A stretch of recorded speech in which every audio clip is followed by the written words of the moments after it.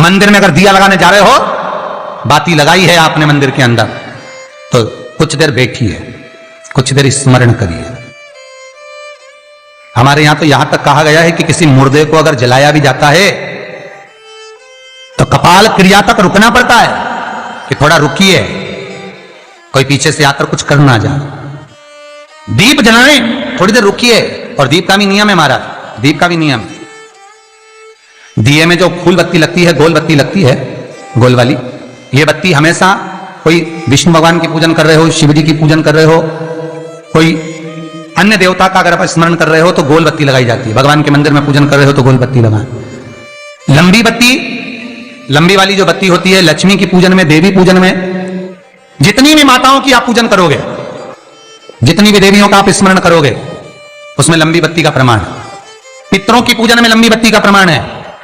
पितरों को कभी गोल बत्ती नहीं लगती। आप मटके के पास में, परिंदे के पास में, जल के पात्र के पास में कोई भी अगर दिया लगाएंगे तो वहां गोल बत्ती रखकर लगाएंगे तो घर में लक्ष्मी नहीं टिकेगी। कई लोग कहते हैं कि परिंदे के पास, मटके के पास में, पानी के स्रोत के पास में जहां जल भरते हैं, हंडा रखते हैं, टंकी रखते हैं, वहां पर मटके के पास बत्ती लगाओ, दिया लगाओ, पितर शांत रहेंगे। तो पितरों को शांत करो, मना नहीं है, पर दिया लगाने का नियम है कि पितरों को अगर आप दिया लगा रही हो मटके के पास, परिंदे के पास, या अमावस्या के दिन पितरों के लिए अगर दीप लगा रही हो तो गोल बत्ती अगर लगाओगी तो कार्य कभी सफल नहीं होगा। घर में लक्ष्मी नहीं टिकेगी, संपदा नहीं रहेगी, घर में कोई ना कोई बीमार पड़ा ही रहेगा। धन आएगा जाएगा, टिकेगा नहीं। इसलिए पितरों के लिए अगर दिया लगाना है, पूर्वजों के लिए दिया लगाना है, पितरों के लिए अगर दीप लगाना है तो लंबी बत्ती लगाइए, लंबी बत्ती। महाराज लंबी बत्ती का प्रमाण हमारे यहां शास्त्र का, गोल बत्ती का प्रमाण। और सुंदर चरित्र कहा, यदि आपके जीवन में बहुत ज्यादा लक्ष्मी से तकलीफ है, कष्ट बहुत ज्यादा है, या संबंध खराब हो रहे हैं, बहू और बेटों के संबंध खराब हो रहे हैं, अदालत में बात चली गई कि लड़की और लड़के का तलाक होने वाला है, बहू अपने घर जाकर बैठ गई, आने को तैयार नहीं है, जमाई अपने घर रह गया, लड़की को लाने को तैयार नहीं है,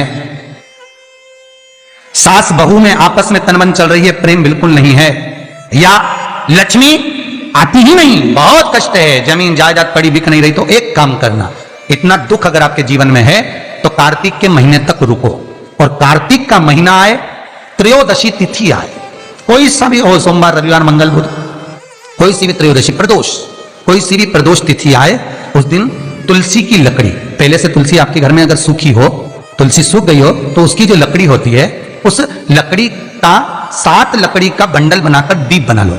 लकड़ी का दीप मतलब लकड़ी, पतली पतली डालियों को लेकर कच्चे सूत से उसको बांध दो, और बांधकर घी में डुबक दो। कार्तिक के महीने में शुक्ल पक्ष की त्रयोदशी तिथि जब आए, प्रदोष का जब व्रत आए, उस दिन भगवान के मंदिर में, शिव मंदिर में नहीं, भगवान किसी भी देवता के मंदिर में, विष्णु के मंदिर में, नारायण के मंदिर में, कृष्ण मंदिर में, राम मंदिर में, किसी भी मंदिर में, मंदिर ना हो तो अपने घर के मंदिर में शाम के समय पर उस तुलसी की लकड़ी का दीप, दिया भरकर उसमें घी डालकर जो दीप प्रकट कर देता है, जला देता है, दीप को प्रज्वलित कर देता है, उसके घर में कभी संपदा की कमी नहीं होती। महाराज विष्णु पुराण में स्पष्ट लिखा है। इसलिए शायद कहा जाता है कि भगवान को सर्वश्रेष्ठ कौन सा चंदन अच्छा लगता है। आपको पहले भी कथा में कहा, आगरा की कथा अगर किसी ने सुनी होगी तो उसमें वर्णन किया, भगवान को सर्वश्रेष्ठ चंदन कौन सा, भगवान को सर्वश्रेष्ठ चंदन कौन सा प्रिय है, वो कौन सा चंदन है जो भगवान विष्णु को लगाएं, राम को लगाएं, कृष्ण को लगाएं, वो कौन सा चंदन है जो श्री हरि को लगाया जाए। तो जीते जी भगवान विष्णु एक बार गले लगाते हैं, उसको कहते हैं हरि चंदन।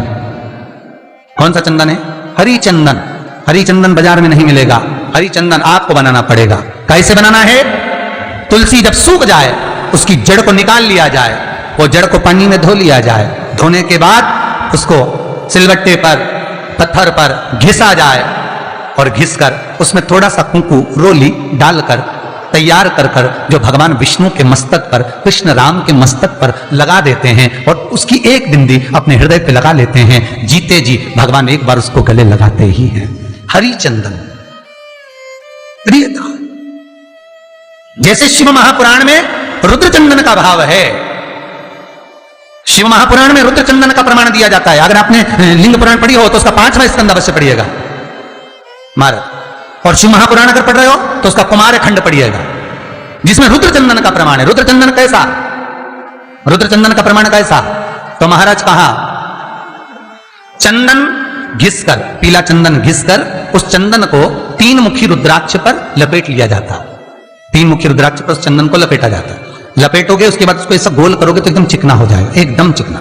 ठीक है, एकदम चिकना हो जाएगा। और उस चंदन को आप शिवरात्रि के दिन, और कोई से भी महीने की शिवरात्रि, किसी भी महीने की हो, सब फलदायी होती है। अगर आप पंचांग में देखेंगे तो शिवरात्रि लिखी हुई आती है, हर महीने शिवरात्रि पड़ती है। किसी भी महीने की शिवरात्रि पर रुद्र चंदन, अर्थात जो चंदन का आपने 3 मुखी रुद्राक्ष में लेपन करा है, उसका गोला बनाया है, वो चंदन अच्छा मोटा मोटा कर लेना, अच्छा बढ़िया, ऐसा नहीं थोड़ा बहुत ही लगा, पूरा रुद्राक्ष दिखना नहीं चाहिए, पूरा लपेट कर उसको शंकर के शिवलिंग पर ले जाकर रख दीजिए। और फिर धीरे धीरे शंकर भगवान का जल अभिषेक करना प्रारंभ कर दीजिए। वो चंदन पूरा धीरे धीरे शंकर के शिवलिंग पर डलना चाहिए।